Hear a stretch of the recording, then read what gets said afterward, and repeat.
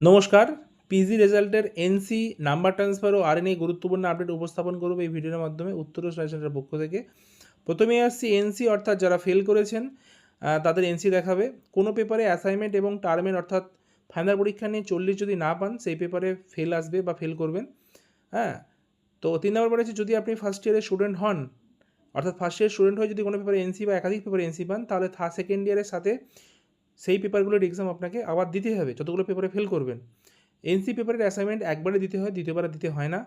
Number transfer, পরবর্তী point, কোনো বিষয়ে পাস নাম্বারের থেকে বেশি নাম্বার পেয়ে থাকলে সেই নাম্বার থেকে যে কোনো একটি মাত্র ফেল করা অর্থাৎ এনসি পাওয়া পেপারের নাম্বার ট্রান্সফার করে ওই ফেল করা পেপারে পাস করানো হয়।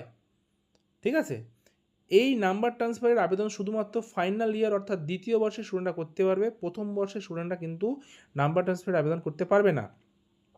এই নাম্বার ট্রান্সফার শুধুমাত্র একটি পেপারেরই করা যায়, অর্থাৎ দ্বিতীয় বর্ষের স্টুডেন্টরা যদি আপনি একাধিক পেপারে ফেল করেন, তাহলে আপনাকে একটি পেপারে নাম্বার ট্রান্সফার করতে হবে বা করতে পারেন। বাকিগুলোর জন্য আপনাকে, পরবর্তী পয়েন্ট, দ্বিতীয় বর্ষের স্টুডেন্টরা যদি একাধিক পেপারে এনসি পায়, তাহলে 600 টাকা দিয়ে স্টুডেন্টশিপ রিনিউয়াল করে সামনের বছর পরীক্ষা দিতে হবে।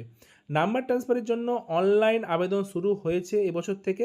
সব বিষয়ের রেজাল্ট প্রকাশিত হলেই নাম্বার ট্রান্সফারের অনলাইন আবেদন শুরু হবে। এখনও নোটিশ দেয়নি, কিছু পেপারে রেজাল্ট পাবলিশ হতে বাকি আছে, তাই কিছু পেপারে রেজাল্ট পাবলিশ হয়ে যাক বাকিগুলো, তারপরে কিন্তু অনলাইন নাম্বার ট্রান্সফারের জন্য আবেদন শুরু হবে। এবার আছে খুব গুরুত্বপূর্ণ একটি পয়েন্ট, সেটা হচ্ছে আরএ বা রিপোর্টেড এগেনস্ট। আপনারা জানেন যাদের আরএ হয় তারা কিন্তু রেজাল্ট অনলাইনে কোনোভাবেই দেখতে পায় না, হার্ড কপিও পাবে না, অর্থাৎ রেজাল্ট তো অনলাইন দেখতে পাবেই না এবং হার্ড কপি দেখতে পাবে না। কেউ যদি পরীক্ষা কেন্দ্রে কোনো অসৎ উপায় অবলম্বন করে বা পরীক্ষকের সাথে তর্কে জড়ান, তার খাতা আরএ হয়। ঠিক আছে, ইউনিভার্সিটি থেকে আরএ হওয়া স্টুডেন্টদের ঠিকানায় চিঠি আসবে। চিঠিতে উল্লেখিত ঠিকানা, অর্থাৎ ইউনিভার্সিটি এক্সাম কন্ট্রোল অফিস বা মেন অফিস এ ঠিকানা দেওয়া থাকবে, কোথায় যেতে হবে, সময় এবং নির্দিষ্ট স্থানে যাবতীয় সব ডকুমেন্টস ও অভিভাবক সহ উপস্থিত থাকতে হবে।